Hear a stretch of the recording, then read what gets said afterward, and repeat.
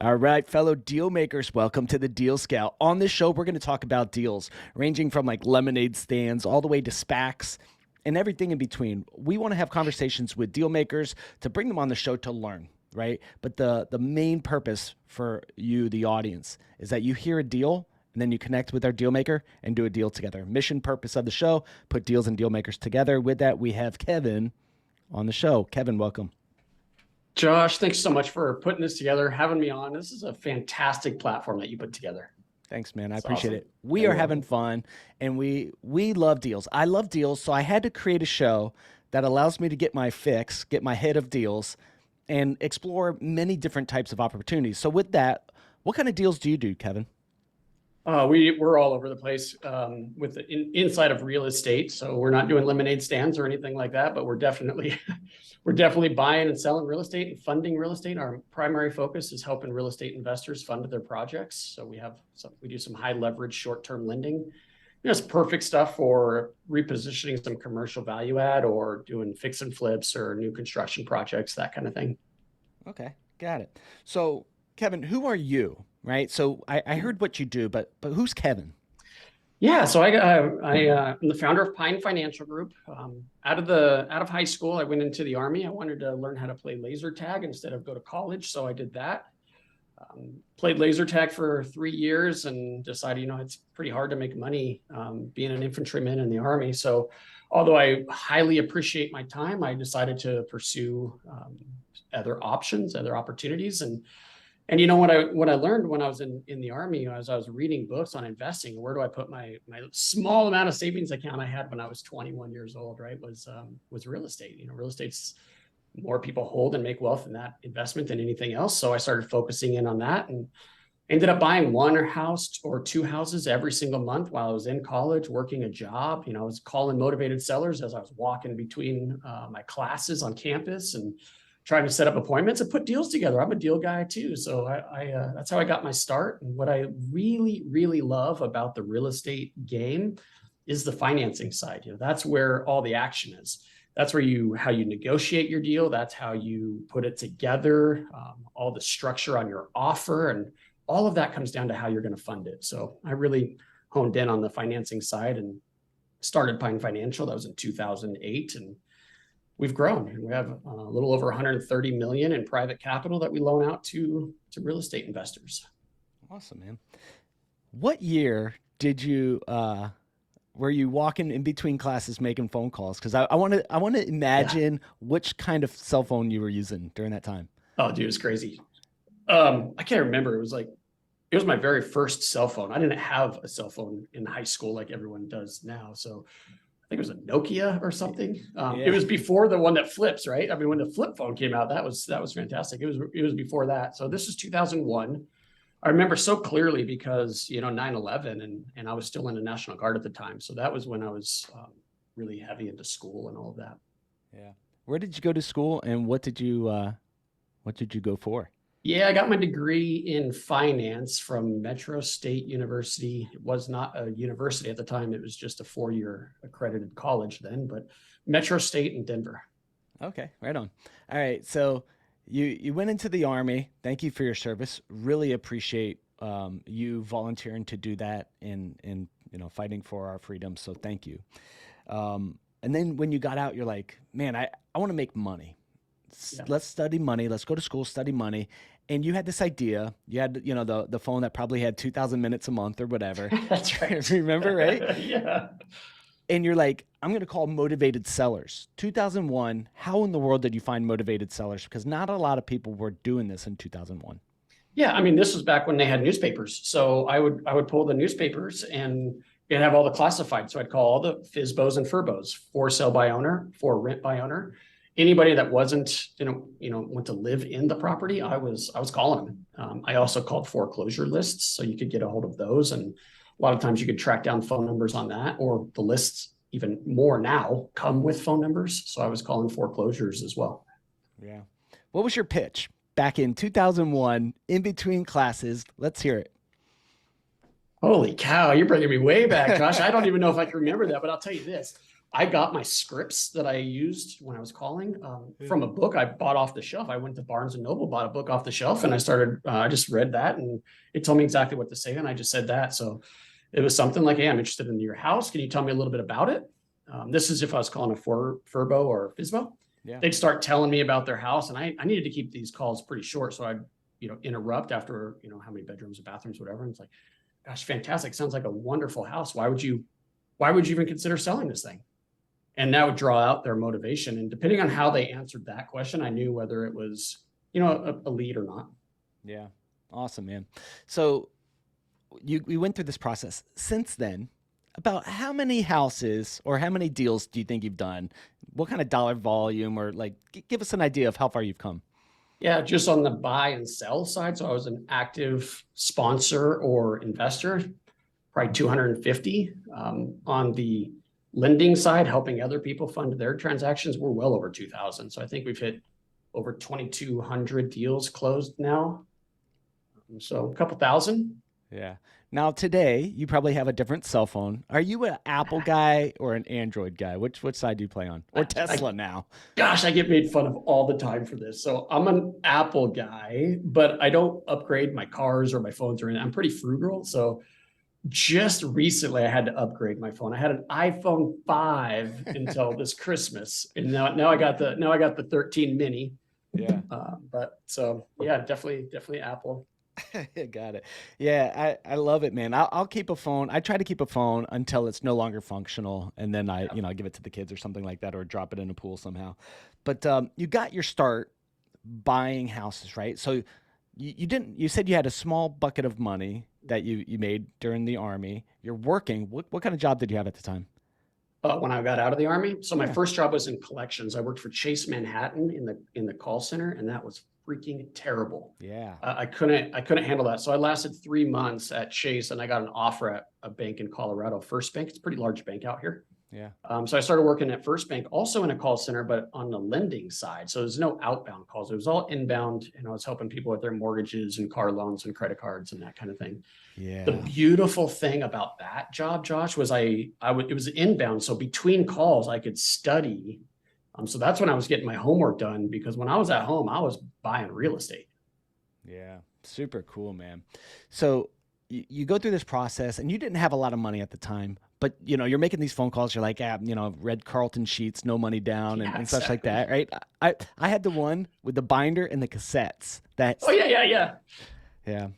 I loved it, man. It was great. I was, while all the friends were spending all their money on booze and such, I was splitting it between real estate training and booze. But you found the first one, and you're like, I got something on the hook. I don't have the money. How did you do that first deal? Oh my gosh, my first deal was a disaster.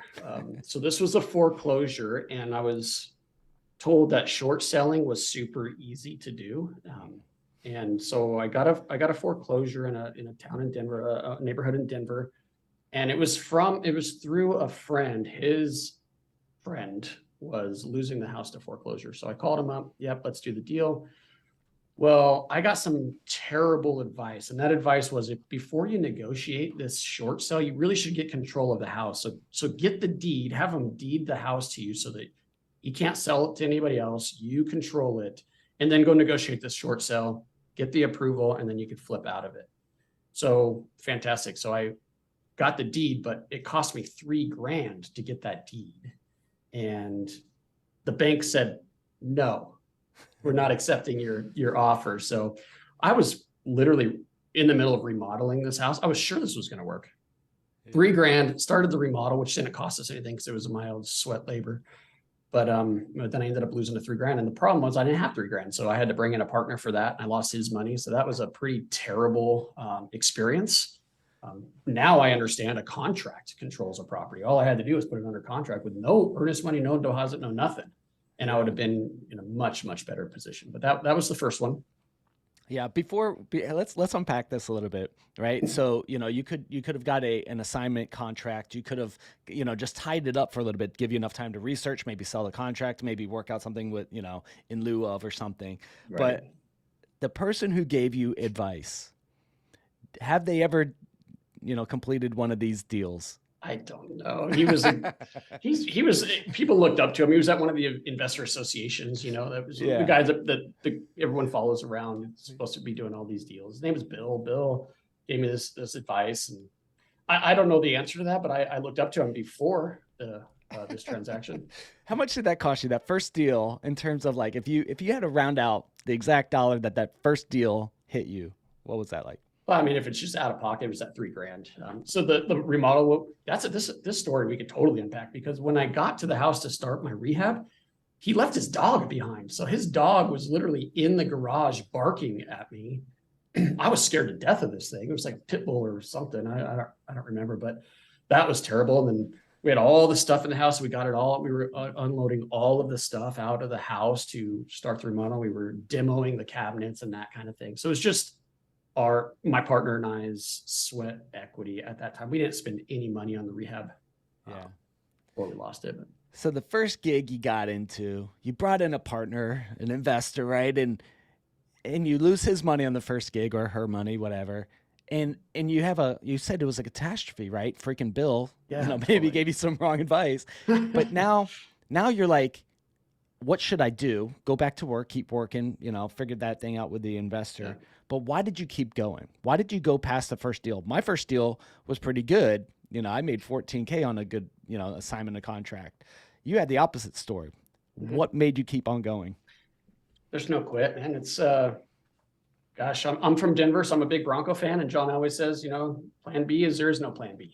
So this has got to work. We're gonna keep going until I can make it work. I knew it would work. I've talked to enough people and I've read enough about it that I knew that there's a way to make it work. I just made some mistakes, and I could see those mistakes, right? I mean, it's pretty obvious on that one. But that was like my first kind of creative deal where I called the seller and I'm negotiating directly with the owner of the house. I had purchased my first home when I was still in the Army, moved into it with a roommate. My roommate paid my bills for me, and then I moved out of it and kept it as a rental. Now, that first tenant was a disaster. That's a whole nother story. My very first tenant, my very first eviction. But I did see the appreciation on the property. I was making cash flow up until they decided to stop paying me. So I had seen the light, I guess, right? I knew this would work. Yeah, you just had you felt it. You had a gut instinct, right? And I think after interviewing 1,000 entrepreneurs, investors, and just people, there's this thing that I have a gut instinct, and I'm just going to keep on fighting for it, keep working towards it until it materializes, or whatever Bob Proctor would say. What gave you that vision? Where did that vision come from? Because you could have been a career Army guy. You could have been the best in the world at collections. You could have been the best in the world just at working for a bank. What gave you the vision? I got to build this for myself. Look, it's your why. I mean, as many interviews as you've done, I'm sure you've heard this probably 1,000 times. It's, why are you interested in doing this? Why are you interested in this success? And for me, it was my dad. I mean, I lost my mom when I was 9 years old, and I have a brother and sister, and my dad raised me. And oh my God, I would not be here without him. He's not as smart with his money as maybe we are in this, you and me. So he couldn't retire, and here he is, 70 years old, working his ass off, and I owed it to him. And he wasn't 70 then, but I owed it to him. And I knew that I was going to have to take care of him. So I was like, my goal was to buy him a house free and clear, so he doesn't have to work. So that was my why. Yeah. As you were sharing this, you were getting a little choked up.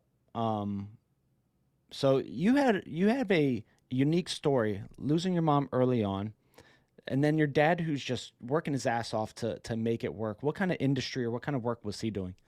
Yeah, he was an entrepreneur as well, but he was more of a solo guy, like the technician you learn about in the E-Myth, right? He's working inside his business, right? He was a one-man shop. He programmed computers. This is DOS, is what he was writing programs for DOS. If any of your listeners know what that program is, but so he was doing that, and he was working, evenings and weekends, and he was at all of our soccer games and all of that. He made everything. He made it work. Yeah. What's your dad's name? Ray. Super shout out to Ray and all the hardworking parents out there who work their ass off to help us get our start.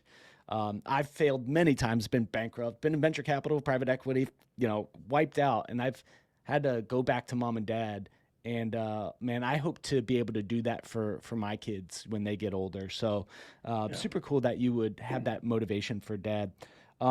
As you were going through this process, right? You got your bumps and bruises. Oh yeah. 2001 was not a great year, because of 9/11 and such. Perhaps, but on the buy side, it was probably really good. Did you come across a lot of good opportunities during that time, and what made you think to double down? Yeah. Look, I was 21 years old. I didn't know what the hell I was doing. When you look back, that was the dot-com bubble, Mhm. 2001. So you had the dot-com and you had 9/11 same year. But real estate values actually went up. So that I don't remember feeling it, but I don't think that there was tremendous opportunity then, like we might see now, or what we did see in 8, 9, and 10. But I'll tell you, you could create that opportunity. You don't need the market to help you with that. You can go out and find that. And so that's what I was doing. I was being very direct. I was hanging my bandit signs. On the weekends, I'd run out of the car and I'd dress in all black. Like no one could see me. I was so embarrassed, right? And I jump out and I'm hammering stakes into the ground and stapling my "We Buy Houses" sign to it. And Yeah. on the freeway, off the freeway, on the freeway, every intersection down the highway, right? And just put in the work, put in the effort, and I created those opportunities. Yeah. Yeah. Super cool. I started in just real estate trying to list houses. And I was like, this is not for me. I couldn't stand this house is pink or blue, the emotions Yeah, of that until I started calling on the bandit sign saying, I'm in real estate. What exactly kind of house are you looking for? And then I started working exclusively for the real estate investors, the people that's we buy. genius. And I was knocking on doors, and either I'm going to list a house or I'm going to flip it to one of my investors, and or pick it up myself. But I had no money. I was just trying to do it for other people at the time. But those bandit signs, I still see them. I still I call saw them. one today. They still work. Like That's right. 20 years later, they still work. Out of all the deals you've ever done, right? Your first deal was a complete disaster. Then you had some tenant issues, and you've seen a lot of deals for yourself, over Yeah. 200, and then thousands for other people. What has Yeah. been your favorite deal you've ever done? Oh gosh, my favorite deal. I'm pretty excited about one I just did now. I don't know how it's going to turn out, but we bought a Goodyear Center. So I'm excited to see how Goodyear as a tenant is going to be. Their lease is coming up, so we're going to start the process of renegotiating that lease. If not, we're going to redevelop that. So that could be fun. But my favorite one was my first 7-figure deal. We assembled, 4 parcels together, and we built a townhome complex. There was 14 townhomes right in Sloan's Lake in Denver. And we sold out of that very, very fast. So that was fantastic. So I was in and out of that deal, made $1 million, a little over that. And just my first real successful development. That's probably my favorite. The interesting thing about that one is I had the fourplex tied up on a lease option for 10 years. And then I exercised my option, assembled the parcels, and then built the complex. Super cool. So from struggling, from carrying a gun and struggling, what kind of gun did you carry? Like, what was your MOS in the Army? It was a Charlie. So I carried an M16, but we were Okay. mortarmen. So we were hang it and Copy that. So from doing that to a Nokia cell phone, making calls and slinging deals, um, you struggled financially. Even your father, oh, you sure. said, struggled financially. When it comes to breaking a family pattern, right? The shift of yourself becoming successful when you didn't have that as your father didn't pass on financial success and business principles to you, right? What was the hardest thing in that, and how did you do that? That's an interesting question in the way you worded that, because I think my dad did pass that on to me. He was putting books in my hand, gosh, like sales books and training books and motivation books. He was putting those in, and I was reading these in high school, and I wouldn't have done that if it wasn't for him. So he was always super motivated and very into self-development. He just never really had the success. I'm not sure where the disconnect there was, but he definitely was a huge part in my trajectory, I guess you could say. Yeah, I stand corrected, man. So as you read the books, applied it, what makes you think your story is different from the guy next door who worked his ass off, read the books, went to the seminars? Why Gosh, did you, why, why success over here versus maybe not, Bob next door? Yeah, why is one person successful and another is not? It's such a fantastic question. And I feel so incredibly fortunate because I don't have any issues with self-motivation at all. I can get up when my alarm goes off and I can go to the gym when I'm supposed to. And a lot of people can't do that. Why some people can and some people can't, I don't know. But what I can tell you is it comes back to that why again. If you're having trouble with that motivation, then your why is not strong enough or it's not in front of you. Right. So if you have a strong why and you don't think about it, that's going to be an issue. So freaking post that thing on your desk, on your wall, and put it behind you. And I think that would be one step that somebody could take that would separate them from someone who is not successful. Do you mind if I ask a tough personal question? Fire away. Is Dad still with us? Yes. Awesome. Okay, good. I'm always nervous. Right. So did you ever accomplish that goal of getting him a place? Oh, I'm so proud to say this. Yeah, he's got his own place free and clear.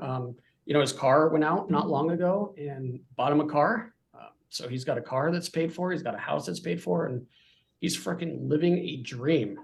He's out everywhere. I've never seen him happier than I'm seeing right now.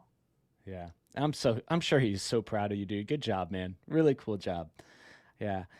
As you're doing this, right? You accomplished the goal that you set forward, like in your why. What happens when you need to elevate your why or expand on your why? Because you made a bunch of money.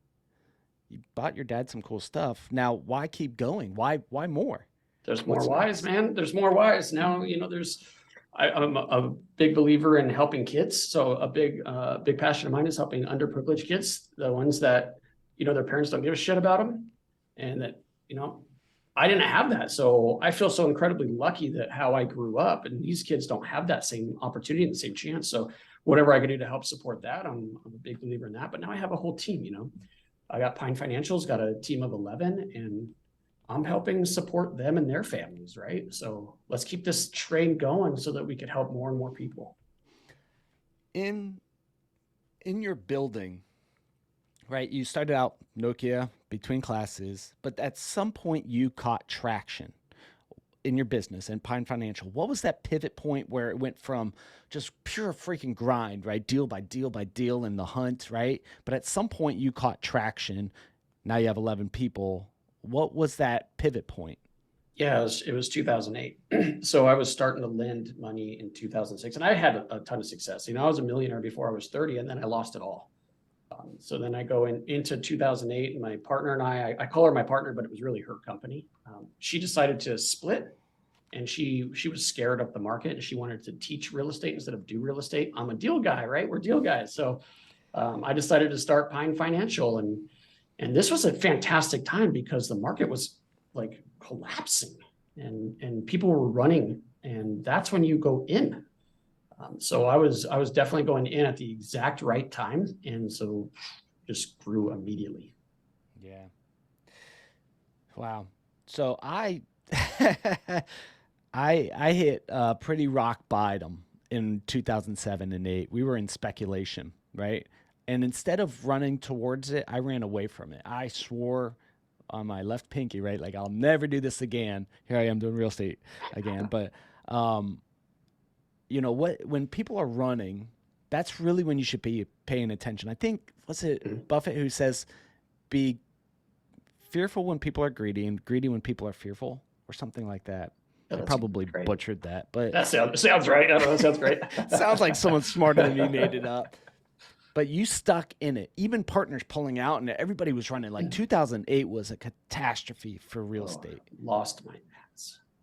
You lost. You were a millionaire, and then you lost it. You said, "I'm sticking to this." Why and how? Because I knew it would work, like we talked about before, and then we're starting to see properties that you could rent for $1,200, sell them for $60,000. Like, why wouldn't you do that?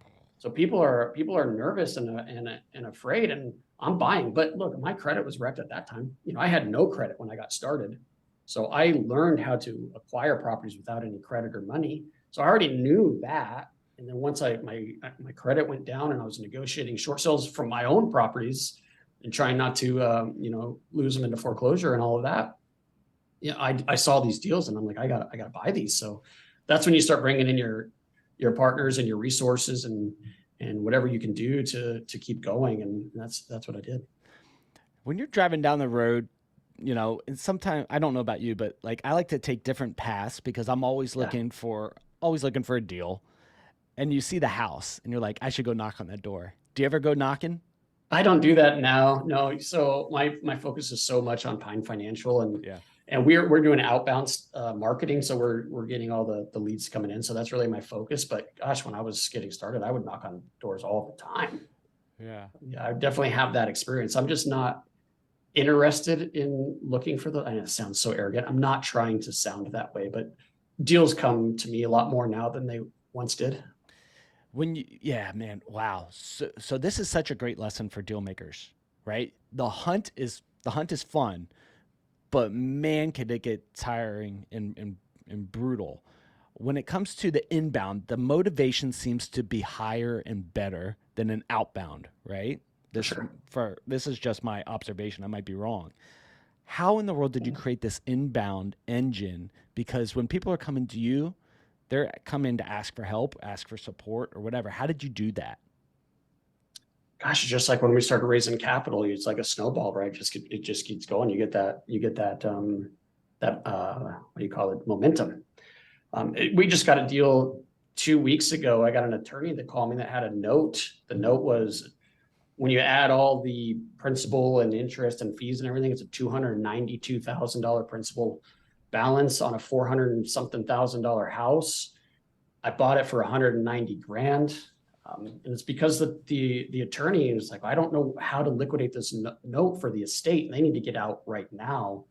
Called me and I'm like, I'll take it. I mean, there's no real diligence. I know what the principal amount is. I know what the property's worth because I know the area. So it's really, am I buying what I'm expecting is all I had to do. And I can get that done in a day or two. And so we closed on that and tried to negotiate with the owner of the house, want to keep her in the home, but we need to get this note performing and she's refusing. So we're starting the foreclosure. It's sad, but we're going to end up with all of the 292,000, $100,000 profit for me, or we'll end up with the house. It looks like a win-win. Do you do a lot of note buying?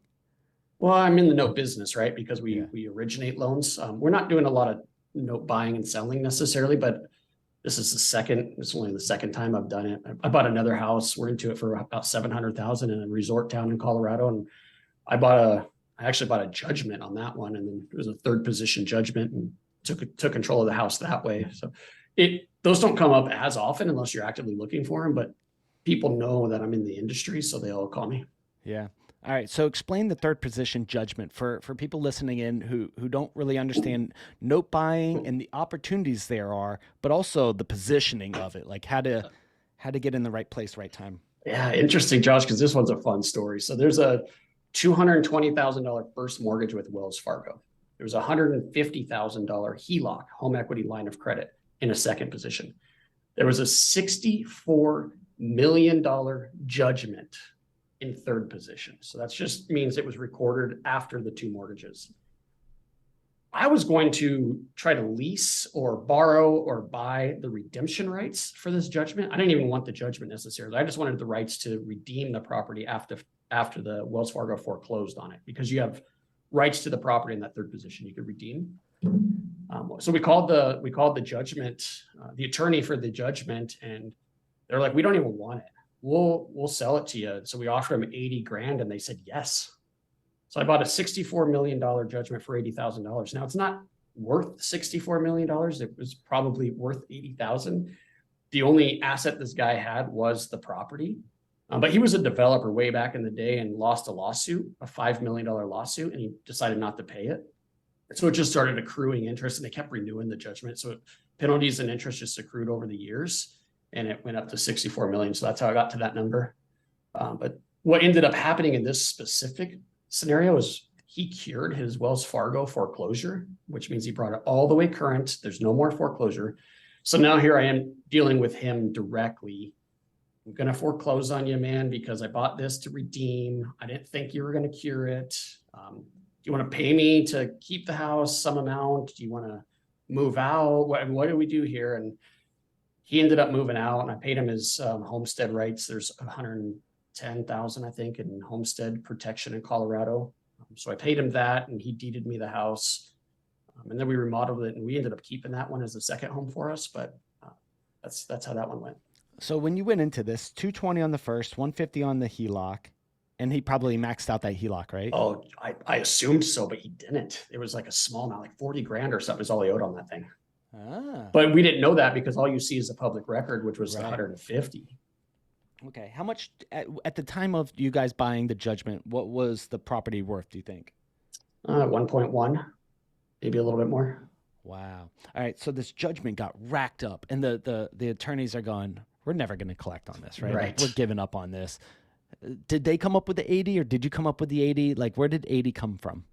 I'm running the numbers thinking about, I couldn't get in the house. I couldn't see it. And I know somebody was living there. So I knew there was going to be a pretty substantial remodel, especially in this town. It's very hard to get labor. So I was trying to give a real strong, cushy budget number. And when I ran the numbers, I don't remember what it was. It was like 120 or 130,000. It's kind of where I was comfortable paying. So I just offered lower, expecting a negotiation there, and they said yes. Yeah. So before renovation cost, what were you all in on this property when you got the keys? So there's a 220 plus about 40, and then the 110 for the, I don't know. Do you have a calculator there? No. I had some attorney's fees and a little over 400,000. Awesome. For a property that's worth, a little bit over $1 million after renovation. That's pretty sweet, man. That's pretty sweet, right? So yeah. So I think a lot of people would see the 1, 2, third position, holy moly, and probably not even go for it. Too complex, too hairy, right? It's a perfect position to be in because you have the redemption. You're the last one in line to redeem. So you have the strongest chance of acquiring the property. That's a perfect position to be in. Explain that. All right. So maybe that just went way over my head, and I probably should know this, but yes, sure. Yeah. So well, I mean, every state is different. So this is in Colorado. In Colorado, there's no owner redemption. So a redemption means a right to pay off whoever the foreclosing bank or lender was, pay them in full, and then you have rights to the property. So in Colorado, there's no owner redemption. The owner is not allowed to pay it off after the foreclosure. But the lien holders are. So there's 8-day redemption for every lien holder. So after Wells Fargo $220,000 first forecloses, and if they're the winning bidder at the auction, which they would have been because there's just too much debt there, then Wells Fargo second can say, no, I want the property. Here's your 220 grand plus fees. And now it's seconds. Now there's 8 days more after that. It goes to a third position. Now they have the right to redeem. So now I got to pay off the first, everything that the second paid for the first, plus everything that the second is owed in full 100%. And then I own the property. If there was someone behind me in a fourth position, 8 days, they would have to redeem me. But even if there wasn't in this case, at least nothing recorded. But even if there was, my full payoff was over $64 million. So there's no way I would have gotten redeemed out. Wow. So that was the perfect position to be in. Had my strategy worked, which was just to redeem the property, then I wouldn't have had to pay that $110,000 homestead, right? Yeah. He cured it, which blew my mind because there was like a $40,000 cure number, and he came up with that somehow. Cool, man. Wow. So, I mean, the different types of deals that I learned about on this show, and there's no way I could implement on all the things that I heard, but it sounds like that is a really interesting strategy. You have to know your state's laws. Yeah. Right. But that seems like a pretty interesting strategy. Look at the clerk, county clerk or whatever, and look for judgments, find something with a massive judgment on it, lowball it, scoop in. Right. Yeah, that's exactly right. Holy moly. But the property itself has to be valuable enough that making its way through the different positions.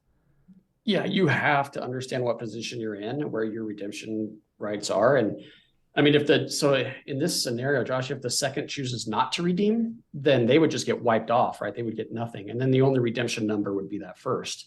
So there's always a chance that you could redeem for much less if a lien holder in front of you chooses not to. But obviously you would not take that chance. You would budget in everybody redeeming all the way through the chain. And that's what number you would use. Yeah.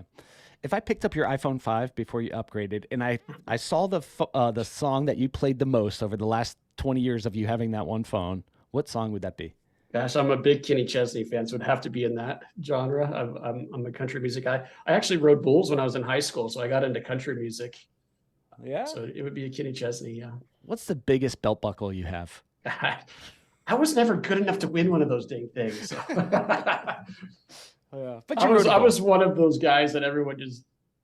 I'm glad that I showed up because they would be, they would beat me. But yeah.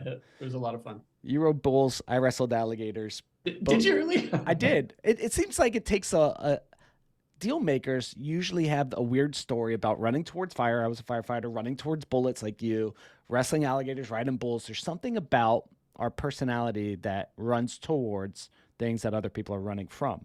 That's fantastic. I love that. I've never met anybody. Maybe offline you could tell me this story because I'm trying to hear that. Yeah. Well, my ankle still clicks from Big Al, the largest alligator in captivity. He whooped my butt. Oh, so shoot. Yeah, that'll be an offline story.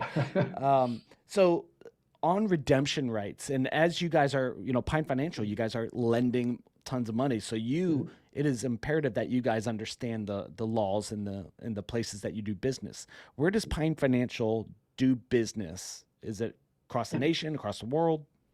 So we really want to protect our investors' money. So we're pretty careful with this. Geographically concentrated, Colorado, Minnesota are our two big ones. We also do some lending in Wisconsin and Washington, D.C. I know it's kind of scattered and you're going to ask me why those areas, but it's those four right now on the residential side. Now, commercial, I feel a bit more comfortable with, especially on the value add space, because it's easy to cash flow that stuff and you have a higher quality borrower generally. So we'll go national on the commercial stuff, but we're reducing our loan to value a little bit in case there's any issues. Yeah. How do you know the different areas, their laws, the regulations, the redemption? Like how do you stay on top of all those different things? Such a great question because we're over governed right now. I mean, it's the amount of regulation in lending and raising private capital is insane. So lucky for me I feel so fortunate about so many things, but this one, I have a general counsel on staff. So he handles, all of that complexity for us. Wow. You have said this at least 3 or 4 times. I feel so fortunate. I feel so, thankful, right? Have you always been pretty thankful and like gratitude? Has it always been important to you, or is it something that you had to learn? That's a good question. I know when I lost my mom, that was tough. So I blamed everybody for that. But the books that you read and as you learn from people who are doing what you want to do, they're all positive mindset, right? They're all grateful for things. And then The Secret had a big impact to me. So that book and, the gratitude rocks and that kind of thing. And gosh, if you're in a bad mood and you just start thinking about things that you're actually happy for, you'll flip like that. I mean, you cannot be in a bad mood and be thinking about something that you're happy about or thankful for. I learned this little happiness hack, right? So yes, write down what you're thankful for, speak it out, right? Don't just think it in your head. Be like, I'm thankful for my kids. I'm thankful for, my dog that's annoying the crap out. I'm thankful, and you just go through this thing and you say it. But there's this actual hack where you take a pencil and you shove it like sideways in your mouth as far back as you can. Okay. All right. So people are going to be listening in and going, what the hell is that? Right. But if you're watching on YouTube, and what it does is it forces almost like a smile. And just the muscle memory tells your brain that you're happy. And my wife and I have a picture of us doing this. We look like complete idiots, but there was something to it. And then we started giggling and our attitude started shifting. So there's something about, muscle memory. There is something about this gratitude list. Top 3 things that you're thankful for right now. Oh gosh, I can go forever. My family for sure. I have a blended family. We have 5 kids. Amazing. It's amazing. I just freaking love it. And our house is the fun house. So all the kids bring their friends over. So we're like insane all the time. So that I love that. I'm very grateful for that. I'm grateful for my health. I feel really strong and healthy, and I'm grateful for that. I'm grateful for my business, my career. It's going fantastic, and I couldn't dream of doing something different. I'm thankful for my gosh, we talked a lot about it, but I'm thankful for my dad, what he was able to do and help and create for me and for us. Yeah. I keep going, man. Life's awesome. Yeah, I'm so happy to meet you, man. Why Pine Financial? I see a little pine tree in the background. Like, where Yeah. the heck did you come up with that name? So when I was starting it, I was hyper focused on Colorado. And I know pine trees aren't just Colorado. People tell me that all the time, but like pine trees are kind of Colorado, right? So I wanted to think of something that was kind of resembled Colorado, but I could find a domain name for. And Pine Financial Group was available. So I was like, pine trees in Colorado, the domain's available. So there it is. Yeah.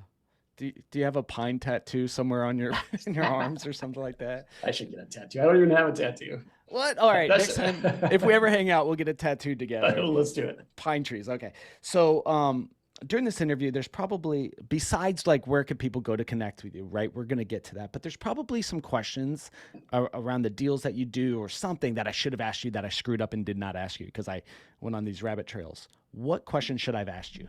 You know, I'm just thinking Wall Street, what's going on there. And I don't know when this is going to actually air, Josh, but there's a lot of turmoil right now, and there's a lot of people hurting. And we really want to try to help people. And I think one way to do that is to get true diversification in your portfolio. A lot of people think a mutual fund you're diversified. Well, you're not, because look what's happened to you over the last year. So I think if you can get out of Wall Street and into Main Street, like you and I are doing, with some real estate investments or some private lending or something like that, I think is a good way to diversify. So we've decided to lower our minimum investment into our public fund to 10 grand, try to help as many people as we can, just start getting something steady in their portfolio. Yeah, super cool. From Wall Street to Main Street, That's here right. with Kevin. Um, as you're building out, what are your favorite? So Pine Financial Group. A deal comes through your deal machine through this podcast show, and it's like the perfect deal. What does the perfect deal look like? I mean, other than investors saying, "Hey, here's a bunch of money. Go make me a bunch of money and let's have some fun." But like, what's the perfect deal that you guys lend for? So the perfect deal is going to be on our residential side. So probably a fix and flip. We really want to help someone with 100% financing. So if there's a deal in Colorado, Minnesota, Wisconsin, or DC where you could buy it, repair it, get it ready for the market, and be at or under 70% of that value, the completed value, that's really our sweet spot, because we'll finance 100% of the deal for you. You can still make money over 70%. I'm not saying that, but we're not going to loan over that. So the borrower or the client would have to come in with the difference to get that project complete. But I'm not really looking for deals per se. I'm looking for relationships with people that want to do deals and want to be successful. So the perfect deal for me would be someone that just wants to be successful and has that drive, and let me help you. Yeah. I'm looking on your LinkedIn. It says that you're an author and speaker. Tell us about the book you wrote. Yeah, so I was getting questions constantly. How are you buying a house or two a month when you're 22 or 23 years old? This makes no sense. I know you don't have any money.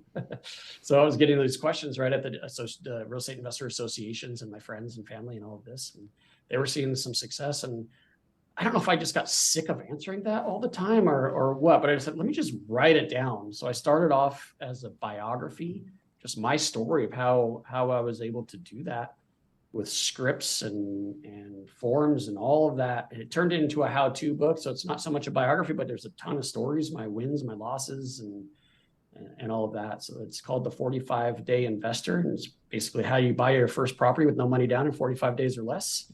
And it's a blueprint. What year did you write that book? I wrote that. So I wrote that early on. So that might have been 2010 or 11, I would say. I published it maybe 5 years ago or so. Do the principles in the book still work? Oh, absolutely. And they're going to even become more relevant, because the strategy that I had the most success with was the lease option. And lease options work fantastic when there's locked in low fixed interest rates on the properties, and rates are higher than that, right? Because if you go out and borrow, you'll be borrowing at X 7%, let's say, but they have a locked in rate at 3. Why would I want to go out and borrow money and buy your house with my new loan when I could just take your loan at 3%? So as we move into this recession, you're going to see much more owner financing strategies like the lease option. Do you have like physical copies? Could I buy a signed copy from you? I'll send you some. Yeah. Yeah. All right. I collect my friends' books. Signed books are kind of like my weird thing. That and hats. I love hats. are there any other books or podcasts or YouTubes or online courses that people in our audience could go and follow your work? Yeah. So the book is so cheap. It's 45dayinvestor.com. I don't make money on education, guys. I make money on doing deals. So I don't have coaching or programs or anything like that. We do have a YouTube channel that we're really proud of. We drop one video a week, and it's short and it's to the point, and it's packed with content to help real estate investors. That's just youtube.com/Pine Financial. So that's probably the best. And we do some, if you're in Denver or Minnesota, we do a lot of offline classes and education. All of it's free. Yeah. So as a deal maker, right, I feel like we always have something that we're working towards, like this crazy ass goal or big, hairy, audacious goal, if you would, follow Collins or whatever. Like, what's one of your like crazy ass goals that you're fighting for? We're going to double the size of the business. So by the end of 2025, we'll be 2 times what we were when we started this year. Nice. Awesome. Well, when that happens, we'll get you back on the show, or maybe even before that, right? We'll get you back on the show and celebrate with you. Pop open a bottle of champagne and celebrate. Let's do it. With you. Yeah. Let's do it. Love it. All right. So we have a YouTube channel, which is Pine Financial. You have 45dayinvestor.com, and then pinefinancialgroup.com. Is that right? Yeah, that's it. That's all. Yeah. Pinefinancialgroup.com. And I have this report, if you go to thepinereport.com, it's a free report for people who are interested in private lending. Here's what I see, Josh. There's a lot of people that want to do private lending because look, it's secured by real estate. You got a fixed rate of return. It's hard to find real estate deals right now. Here's something you could park some cash in for a little while, start generating a pretty high rate of return, but they don't really know what they're doing. And they fall into the pitfalls of going into a junior position or not getting the correct insurance or something like that. So this report kind of helps get rid of those pitfalls. It explains it to you, and so you watch out for it. If you're out there doing these types of transactions on your own, just be careful. I've seen this lady, oh my gosh, she lost $80,000, her entire IRA, all of her retirement on one private lending deal because she was in a second position and didn't understand that there wasn't enough collateral to secure her. And that, dude, I went home, like I lost sleep that night. There was nothing I could do. She was calling me for help, but she already did the deal. There's nothing I could do to help. So it's those types of stories. I'm like, let me just write this down so that people can avoid that. Yeah. Like the explanation of positions and man. Well, because there's a lot of gurus out there that say, hey, let's gap fund. That's what the term is, right? Your hard money lender won't finance over 70%, but you don't want to come up with the difference. You don't want that 3 or 4 or 5% down payment. You want it nobody down because that's what you hear on TV. So they're going to go out and find a private lender to come in and fund that gap. And they're learning this in these programs, and so they go out and do that, and they're borrowing from other people in the program, and neither one of them know what they're doing, and then it's not a deal. And that's exactly what happened in this case. Man.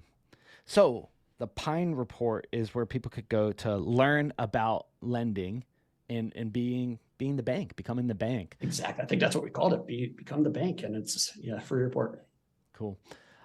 Kevin, incredible job today. Fellow deal makers, thanks for listening in. As always, man, reach out to our guests. Say, let's do a deal together. Thanks for being on the show.